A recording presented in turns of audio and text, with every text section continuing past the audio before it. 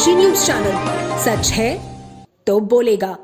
उत्तर प्रदेश के उप मुख्यमंत्री ब्रजेश पाठक शुक्रवार को विश्व प्रसिद्ध मां विंध्यवासिनी धाम पहुंचे, जहां उन्होंने विधि विधान से दर्शन पूजन कर प्रदेशवासियों की सुख समृद्धि और उत्तम स्वास्थ्य की कामना की।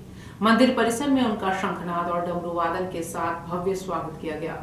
दर्शन पूजन के बाद मीडिया से बातचीत में डिप्टी सीएम ने कहा कि प्रदेश सरकार स्वास्थ्य सेवाओं को और अधिक सुदृढ़ एवं बेहतर बनाने के लिए लगातार कार्य कर रही है। उन्होंने कहा कि आमजन को बेहतर स्वास्थ्य सुविधाएं उपलब्ध कराना सरकार की सर्वोच्च प्राथमिकता है।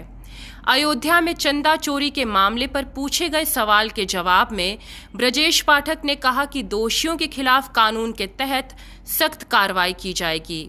उन्होंने स्पष्ट किया कि इस मामले में किसी भी दोषी को बख्शा नहीं जाएगा। वहीं विंध्याचल धाम के दान पात्रों में कथित गड़बड़ी की आशंका को लेकर पूछे गए सवाल पर डिप्टी सीएम ने कहा कि यह मामला उनके संज्ञान में आया है, इसकी जांच कराई जाएगी और यदि किसी प्रकार की अनियमितता सामने आती है तो नियमानुसार कार्रवाई की जाएगी। उप मुख्यमंत्री ने कहा कि मां विंध्यवासिनी के दर्शन का उन्हें सौभाग्य प्राप्त हुआ है। उन्होंने मां से प्रदेशवासियों के सुख, शांति, समृद्धि और वैभव की कामना की। ये बताएं कि जो अयोध्या में एफआईआर हुआ है, कहा यह जा रहा है कि कुछ लोग जो बड़े लोग हैं, जिसमें अनिल मिश्रा है, चंपत राय है, हनुमंत राव है, उन पर एफआईआर नहीं किया गया। आपसे मैं पूछता हूँ, बाबरी मस्जिद का चंदा इकट्ठा हुआ था, कहाँ हुआ था, उसके बारे में पूछो। कोई पूछ रहा है?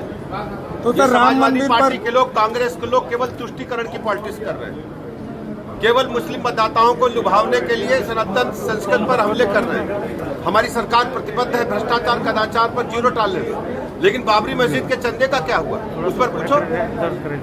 तो क्या एफआईआर में बड़े लोगों का, हम आपसे पूछ रहे हैं, आप पुलिस है कि हम पुलिस है? पुलिस प्रशासन निष्पक्षता के साथ जांच कर रहा है, लेकिन बाबरी मस्जिद पर एक सवाल पूछो उन लोगों से जो समाजवादी पार्टी, कांग्रेस में तुष्टीकरण की पॉलिटिक्स की राजनीति कर रहे हैं। उनसे पूछिए एक बार कि पैसे कहाँ गए।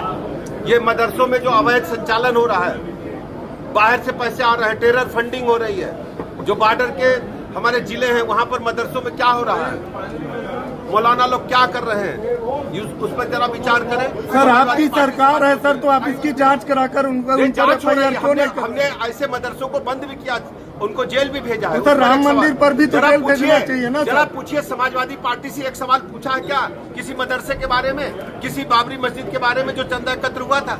केवल सनातन संस्कृति पर हमले किया। अखिलेश यादव जी से पूछे, कभी एक सवाल बाबरी मस्जिद पर चंदे के बारे में किया हो बताएं?